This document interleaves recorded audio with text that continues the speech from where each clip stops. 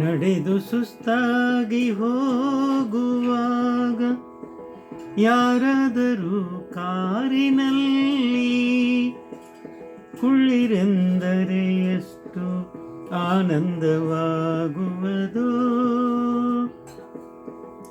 ದೇವದರ್ಶನಕ್ಕೆ ಕ್ಯೂನಲ್ಲಿ ನಿಂತರೂ ದರ್ಶನವಾಗದಾಗ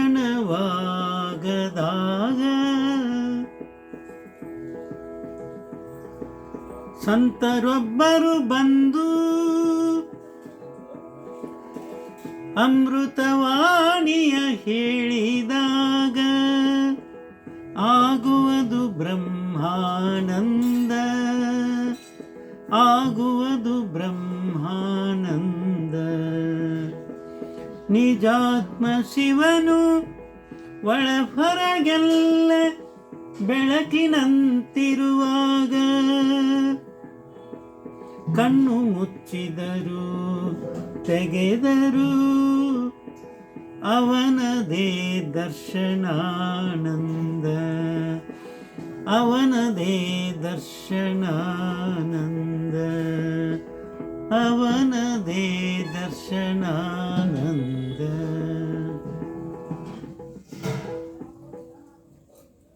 ನಾವು ನಡೆದುಕೊಂಡು ದೇವರ ಗುಡಿಗೆ ಬೇರೆ ಊರಿಗೆ ಹೋಗುವಾಗ ನಡೆದು ಸುಸ್ತಾಗಿರ್ತದೆ. ಹೇಗೆ ನಡೆಯೋದು ಅಂಥೇಳಿ ವಿಚಾರ ಮಾಡುವಾಗ ಯಾರಾದರೂ ದಾರಿಯಲ್ಲಿ ಕಾರ್ನಲ್ಲಿ ಒಬ್ಬರೇ ಬರ್ತಾಯಿದ್ರೆ ನಮ್ಮನ್ನು ಬರೀ ಕಾರ್ನಲ್ಲಿ ಕರ್ಕೊಂಡು ಹೋಗ್ತೀನಿ ಕುಂಡ್ರಿಸ್ಕೊಂಡ್ರೆ ಎಷ್ಟು ಆನಂದ ಆಗ್ತದನೋ ಹಾಗೆ ಅಲ್ಲಿ ಹೋದ ಮೇಲೆ ದೇವ ದರ್ಶನಕ್ಕೆ ಕಿಲೋಮೀಟರ್ ಗಂಟಲೆ ಕ್ಯೂನಲ್ಲಿ ನಿಂತಾಗ ಕೊನೆಗೂ ದರ್ಶನ ಆಗದೆ ಇದ್ದರೆ ಅದೇ ಸಮಯಕ್ಕೆ ಅಲ್ಲಿ ಒಬ್ಬರು ಸಂತರು ಬರ್ತಾರೆ. ಅವರು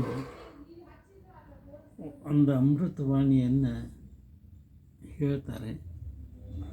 ಆವಾಗ ನಮಗೆ ಬ್ರಹ್ಮಾನಂದ ಆಗ್ತದೆ, ಜ್ಞಾನೋದಯ ಆಗ್ತದೆ.